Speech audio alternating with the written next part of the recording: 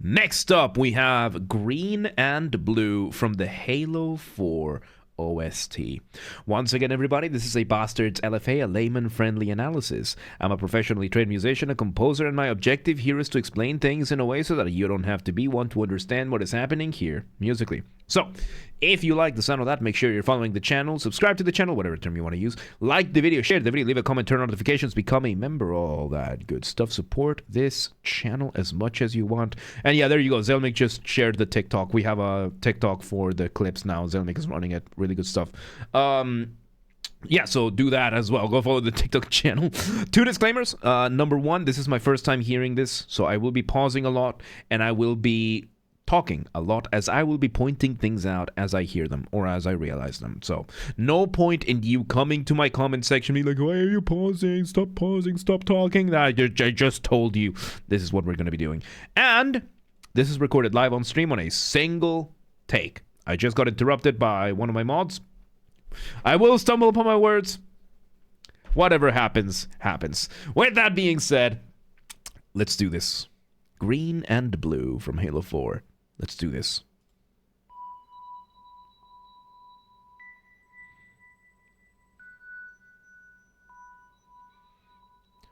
Okay, so we start very nice and slow with a couple of synths giving us this very starlight, like starlight chimes vibe to this, giving us what could be a preview in a very, very strange way. Probably an octave displacement version of our motif. Motif being the smallest version of your musical idea, the seed, the essence from which everything else comes from. So we take that and let's go through the concept of octave displacement. When it comes to music, you have three components: melody, harmony, rhythm. When it comes to melody, we use scales. Scales, they all come from the chromatic scale. Chromatic scale is the absolute range of Western music. It's 12 tones from C to C, the 12 keys of the keyboard, or all the keys of the keyboard, black and white, or the 12 frets of the guitar. We pick 7 out of those, and you get your regular scale. In Western music, we tune these to 440 hertz for A at 440 hertz, and then we base the rest off of that, right? So let's say we have a scale that is made out of 7 notes. So let's just use numbers for the sake of simplicity. So 1, 2, 3, 4, 5, 6, 7, and then when we go to the octave, we go back to 1, and then we just repeat these indefinitely, up and down for as wide as the range of the instrument can possibly be. So the concept of octave displacement is when you take a melody that exists and you displace which octave things happen. Because once again, from 1 to 1, that is 1 octave. From 1 to 1, that is 1 octave. 1 to 1, that is 1 octave. So there you go. So Kentucky, welcome back. How you doing?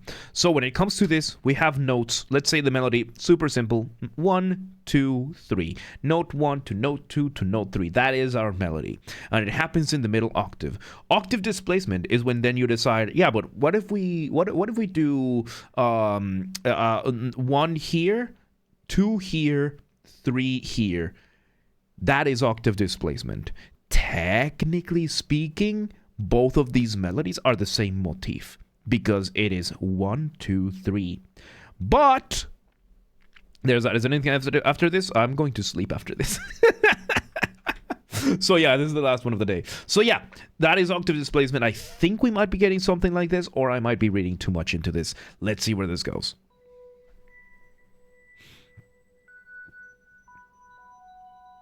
It's slowly becoming more coherent.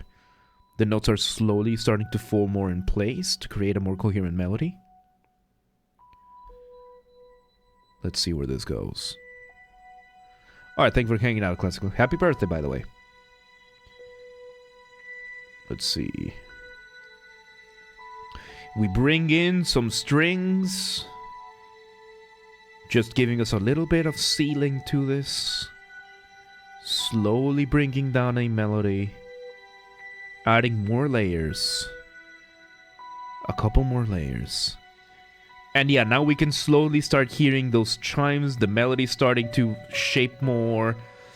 And there comes the piano with an actual motif. And there we go. Oh my god. Beautiful. Beautiful. Beautiful. We have this very nice ceiling painted by the violins, these stars being painted by the synth, and now we bring a very gentle piano to this whole thing, giving a man, this is very beautiful. Very, very beautiful. Let's see where this goes, man. This is awesome. And by the way, the strings, the violins up there are holding a pedal tone. Pedal tone or pedal note, and in this case it's several, because we have I think 2 layers of violins holding a chord up there, and just holding that as much as possible, just cementing that ceiling. Very beautiful. Let's see where it goes. Piano gets a little bit louder, still with that motif.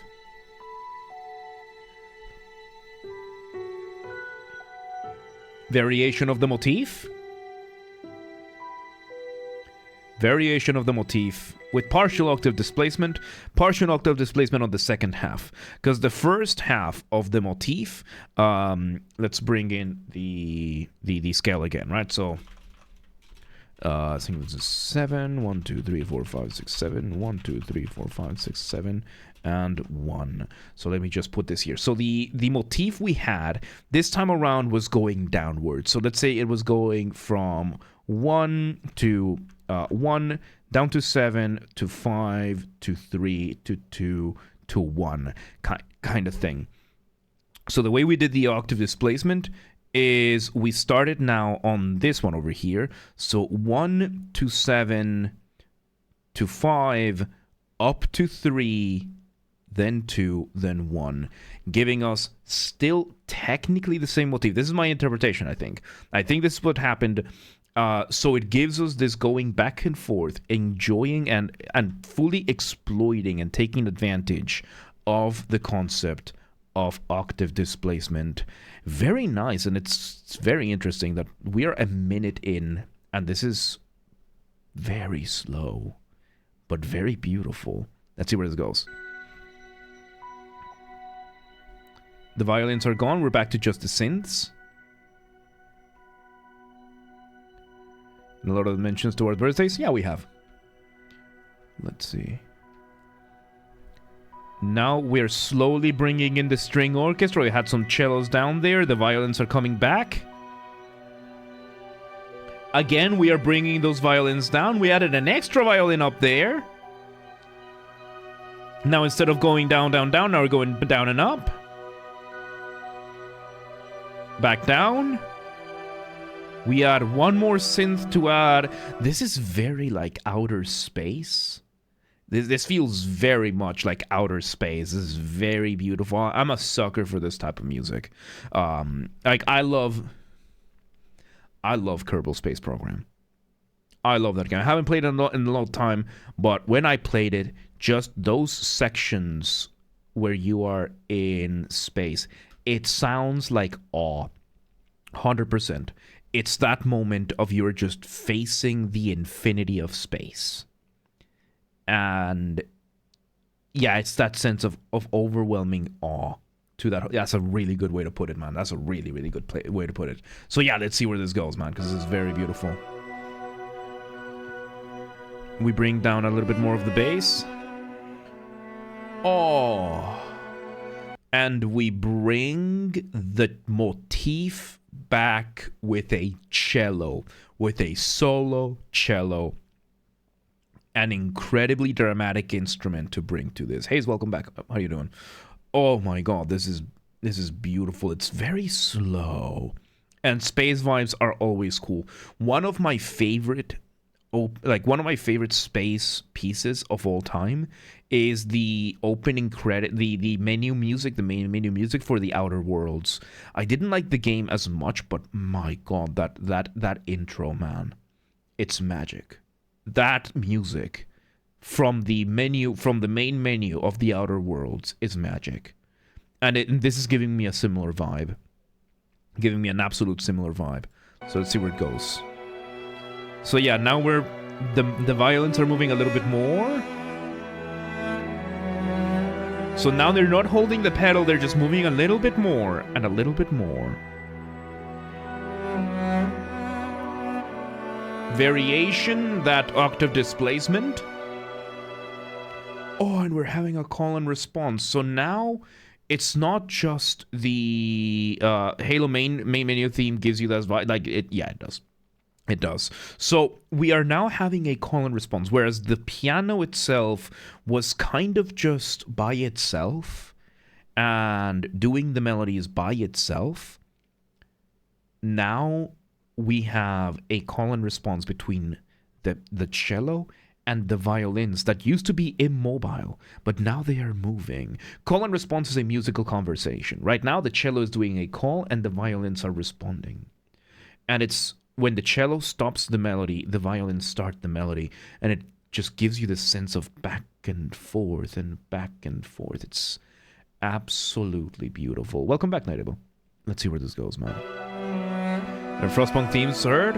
More spacey. Yeah, Frostpunk is more grounded, but yeah, this is... Oh, we bring in the double basses. And it just gives it that bass. Oh, and we sneak in a single oboe, just holding that note, sneaking in through the rest of the music, or the rest of the ensemble, slowly taking over. One of the most difficult types of music to write is slow music, which is why music like this always impresses me. Whenever it's done right, space music, slow music, pulling it right is just, and this is beautiful. The oboe is, it's such a strange instrument because it's a very reedy instrument. It can be very royal, but it can also be very screechy. But if you do it just soft enough, you get this. And it's absolutely beautiful. Stellaris has a really good spacey OST. It really does. It really does. And to a different type. It's a different type because Stellaris OST is made to engage you with the game. It's the kind of soundtrack that you can listen without paying attention, and before you realize it's been 17 hours. That's the kind of soundtrack that Stellaris has. It's a very engaging, because the music that Paradox makes for their games is engaging in that way. It stimulates your brain, and it just absorbs you into whatever you're doing. This is a little bit more on the experiencing a single moment type of music. So yes, no, we're not doing after party after this. We're not doing after show after this. I need to sleep.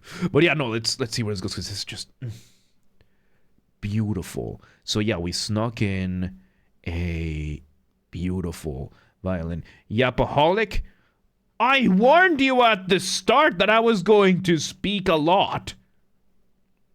If you're here and you're upset that I'm speaking a lot while I'm explaining what is going on here, you're on the wrong channel, buddy. Just go to the video and go listen to it. So yeah, let's see. So yeah, space shuttle's already rotating, yeah.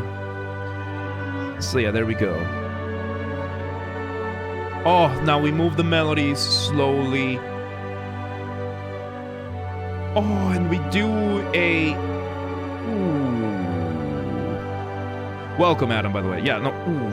My God. Okay, so now we're having very subtle, because while the string orchestra, while the double basses and the violins are increasing in intensity and sound, the oboe is doing a very subtle melody, and then we are doing a call and response again with the violins, but this time with canonic imitation.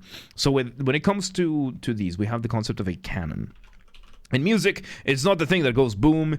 It is a welcome back, Extreme. It is a type of, it's a type of composition. A canon itself is something that loops but starts from specific points and you just end up with a choral, like a layered composition. The most popular, well-known canon that exists: row, row, row your boat. Row, row, row your boat gently down the stream. Merrily, merrily, merrily, merrily, life is but a dream. Every bar, every time the bar resets, you just start, like, you have a group of 4 people.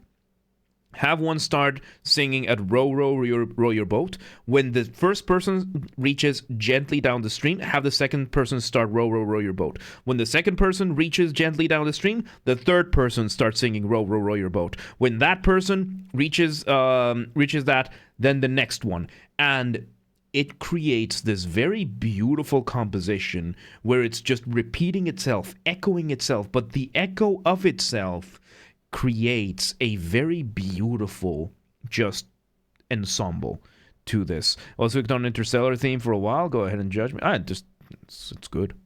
It's a good theme. Yeah.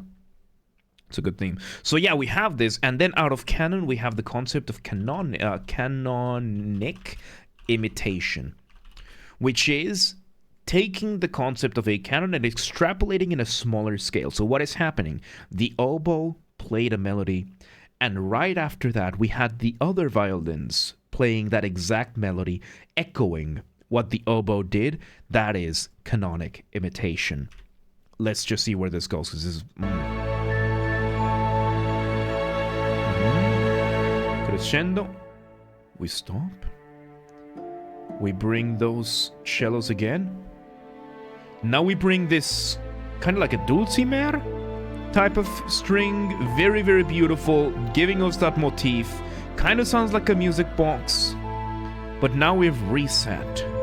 A lot of people don't like Zimmer, don't know why, because he really likes his percussion. He overdoes a lot of the things a lot, and mainly because the academics were very upset that the academics were very upset that he came up with a revolution for film music that the academics could never do.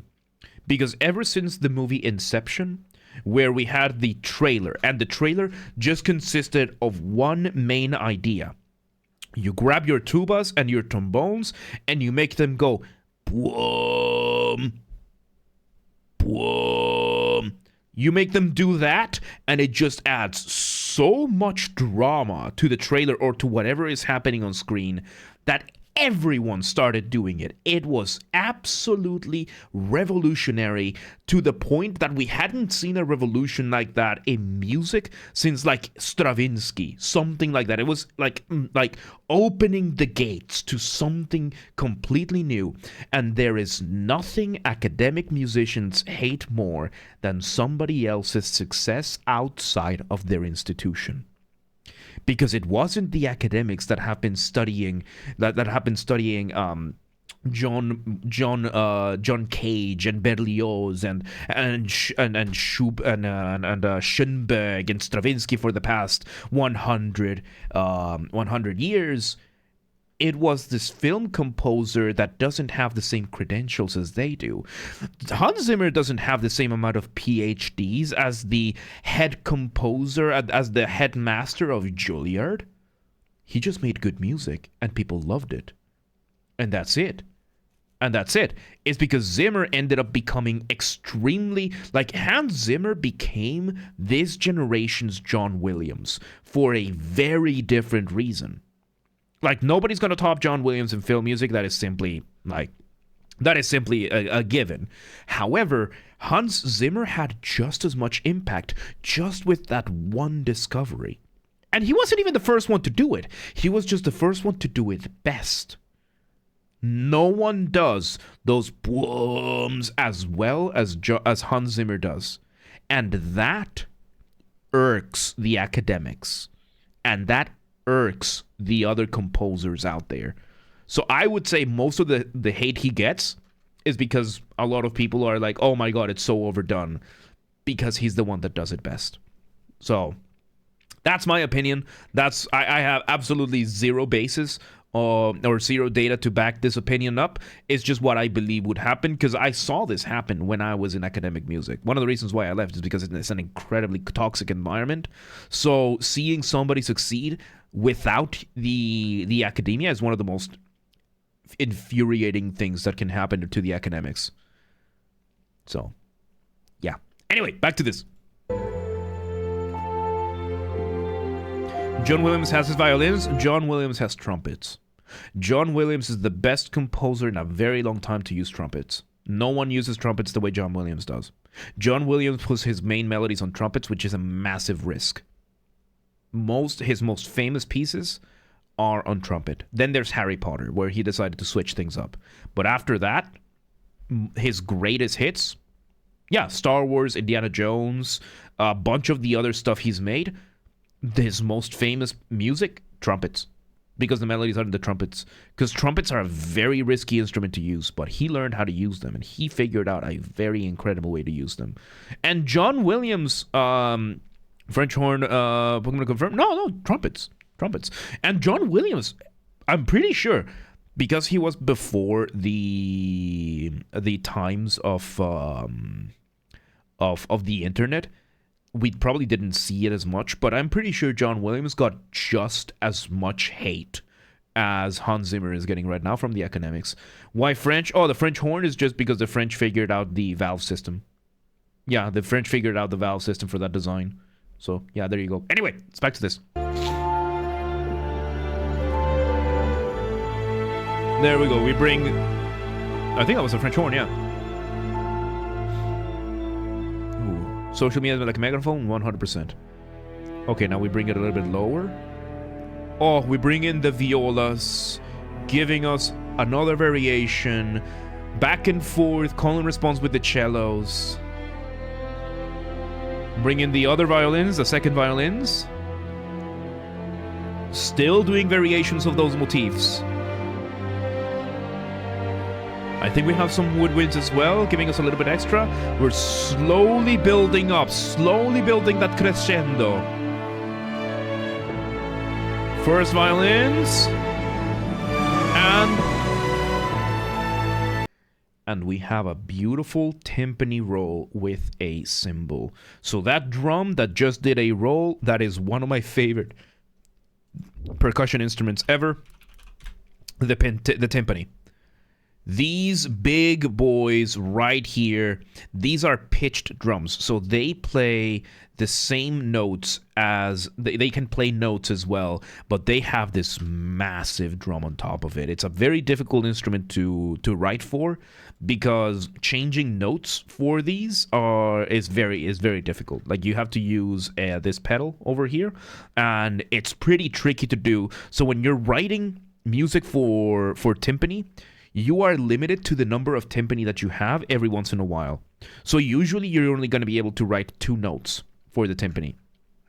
And oh my god, we brought it in just at the right time to give this absolute climactic feeling. Because we top that with the cymbal, with the hitting of the cymbal. After that, we bring in that high melody, bringing that high melody down in... This is just... I mean, Halo in music that we've done before, we've done quite a few at this point, it's always incredibly well composed. It's extremely high quality. That is one of the things that I know neither Microsoft, nor Bungie, nor 343 have ever cheaped out on. They never cheaped out on the music, and it shows. Let's see where this goes. We have the synth still there. And there we go. Oh, now just having the full orchestra, the full string orchestra. The timpani joins in with a couple of the hits. Oh, grips in the kitchen, nice.